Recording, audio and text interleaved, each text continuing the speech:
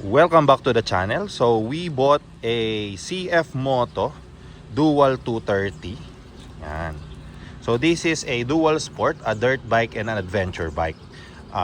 Bakit siya naging dual sport? Meron siya nung dirt bike na setup, which is yan, nakarayos para pag mag-off-road ka. And adventure, na kaya naging siya dual sport kasi medyo mas comfortable yung seat niya. Kaya siya naging dual sport. So, this is the walk around. Kung mahilig ka sa adventure or dirt bike or sa trail, this is the walk around of the CF Moto Dual 230.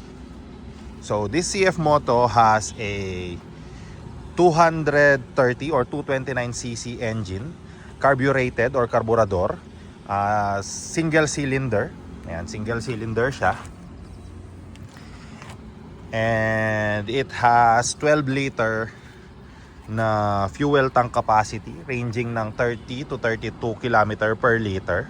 Meron siyang 21-inch na front tire, single disc yung brake, and meron siyang 18-inch. Kaya siya naging dirt bike or adventure bike or dual sport dahil sa setup na yan. Staggered setup ng tires, and of course yung klase ng tires niya, which is yan, pang ganyan, pang trail, pang lupa. And yun, nakataas din yung muffler. So, yung lights niya, pagdating sa lights, meron tong digital panel na colored. Napakaganda ng digital panel niya, gabi-umaga. Colored yan, napakaganda. And ayan yung ilaw niya. Wait, hindi natin yung ilaw. Ito pala yung switches niya. So, meron kayong high beam, low beam. Ito yung ilaw. Yun lang naman, basic na busina. Tapos dito yung controls niya is starter and kill switch. Sa dash niya meron kang gear indicator, speedometer, RPM, fuel. Yun lang, napaka basic, wala tong mga rider modes. Naka halogen siya na bulb for the headlight and DRL for LED. Naka LED yung DRL niya. Napakaganda ng design na to. Meron pang 230 dual lighting system. Napakaganda niyan lalo na pag medyo gabi. So, yun yung ilaw niya. Tapos, bulb type na rin to. Sindi natin. Ganyan yung magiging look niya. And sa rear, bulb type din. Kahit yung tail light. Ayan yung tail section niya. Ayan. Patayin natin. Yan yung CF Moto na 230 dual.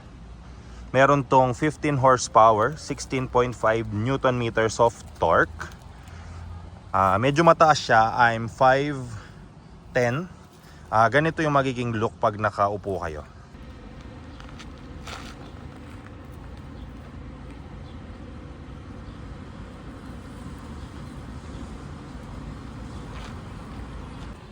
Yan, sa overall design naman tayo nitong CF Moto.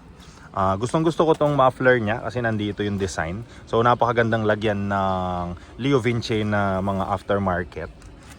Natatanggal naman siya dito katulad sa mga big bike. So pag tinanggal nyo to, mapapalitan nyo na. Kailangan nyo daw ng elbow.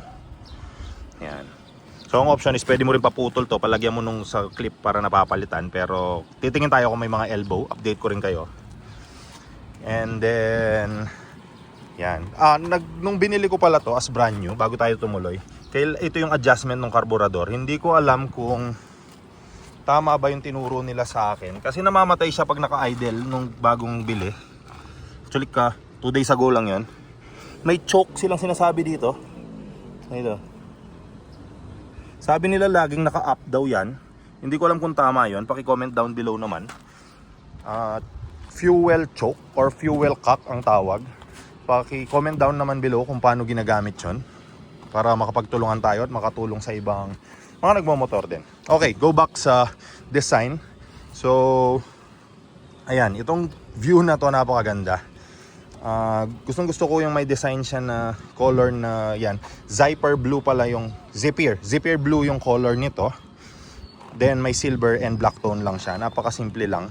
Pero nagpop-up, which is kailangan mo sa daan or sa mga trail pag nagmomotor ka. This is a sticker. Sticker lang yung design niya. May nakasulat na Dual 230. Yung pink na stripe, which napupunta hanggang sa baba. May sticker din siya dito. Dual 230. Hindi ko lang alam kung magtatagal yung sticker na yan. Tapos Dual 230 na CF Moto Lite. So I've researched kung ano yung CF Moto Lite. Ang pinaka-concept niya is, dahil dual sport to, medyo parang ito yung version nila na magaan. So this only has 132 kilograms. Kasama na yung fuel, yung langis na bigat or yung curb weight ng motor. Which si CF Moto kasi alam natin sa mga NK400 kahit yung SR nila is mabigat. So this is like their light version. Pero hindi ko siya mare-recommend na super sa mga beginner na hindi siya abot kasi medyo mataas. Nakita nyo naman sa video, I'm 5'10". Sakto lang na flat foot yung paa ko. So kung medyo beginner ka tapos hindi mo siya flat foot, feeling ko medyo mahirap siya. And yun yung pinaka-look ng bike. Gusto ko to nakaangat na big kasi nga dahil medyo ganun pang off-road or light off-road siya. Okay, pag-usapan natin yung ownership or yung first impression review natin na ownership review.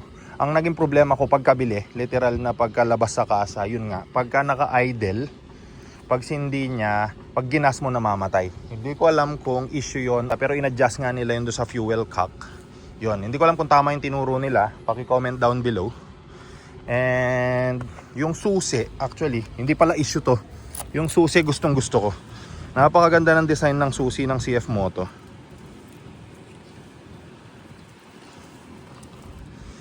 Pangalawang issue na hindi ko na masyadong gusto is mainit yung engine niya katulad sa KTM.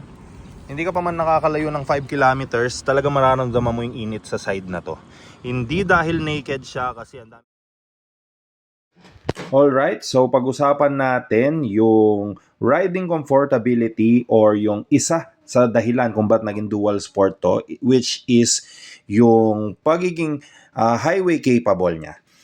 Unang-una sa riding position, very comfortable, napakalambot ng upuan, napaka-grippy, so hindi ka dulas-dulas kung magbe-brake ka, kung magko-corner ka, medyo magbabanking.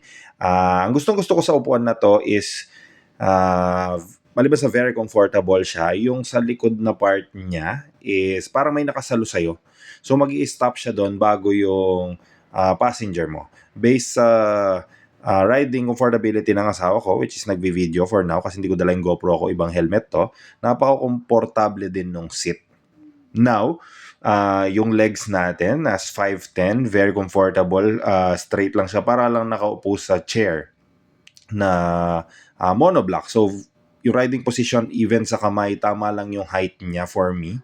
Hindi siya nakakangawit. Pagdating sa torque, napakaganda ng torque nito. Very capable siya sa overtake. Very mabilis niyang makuha yung speed na kailangan mo. Hindi ko pa natatop speed pero tumakbo na siya ng at least 95-98 km per hour or kilometers. Hindi pala kilometer per hour, kilometers lang. And then, doon sa top speed, hindi ko sure. Sa fuel consumption, based sa manual, sa internet, sabi 30-32, pero parang 20-25 lang. Baka nasa driving habit ko rin or riding habit. Depende siguro yun sa rider. Napaka-flickable din nitong motor. I mean, pag yung mga biglang stop sa parking, pag itutulak mo siya, napakagaan dahil nga 132 kg lang siya based sa papers and sa site nila. And I can honestly say na napakagaan nga niya. For 230cc na motor, napakagaan niya compared dun sa kumari yung R15, yung SXR, napakabigat na mga yun for a 155cc. Now, pag-usapan natin is yung braking niya. Napaka-solid ng braking nito. Pag kailangan mag-stop, total stop. As in, wala kang masasabi.